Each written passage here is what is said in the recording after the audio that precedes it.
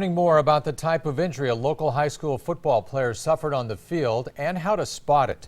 The insight comes the same day Brandon Steburg spoke about his injuries. Our Don Grenese has more.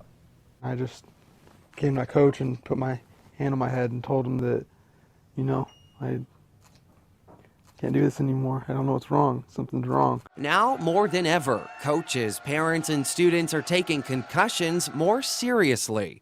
But Brandon's injury was actually even more serious. A concussion is a functional problem, not a structural problem. What he's dealing with is that more rare structural problem in his brain, bleeding, that can put pressure on the vital organ. It's an injury you can actually see on a scan, unlike concussions. Your symptoms can come on very quickly or they can be more slowly progressive. As a parent, you should look out for the dizziness, nausea, and other symptoms of a concussion, but know that it could be much more.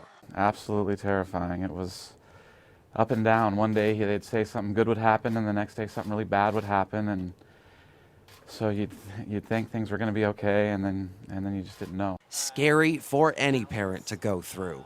The doctors at Nebraska Medicine say the recovery shouldn't be taken lightly either. If you're not sure, you need to be held out until you are sure. For concussions, you have to rest the mind. For Brandon's brain injury, he needs to also physically heal from operations that controlled the bleeding. I have mixed feelings because I know that if I do end up playing football again, the first couple plays I'm going to be, a little skeptical. Playing it safe, rather than taking any risks, will be his road to recovery.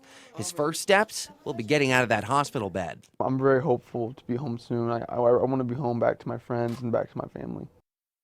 The sports medicine physician we met with says concussions and other brain injuries should all be taken seriously. And again, while you can see things like bleeding in scans, concussions can only be detected normally through the symptoms. So if your student athlete says something doesn't feel right, like Brandon did, you want to have it checked out. Great advice for everyone. Thank you. Don Grenese reporting live. And Brandon had part of his skull removed during his operation, so doctors could address that brain injury. He'll be put back later.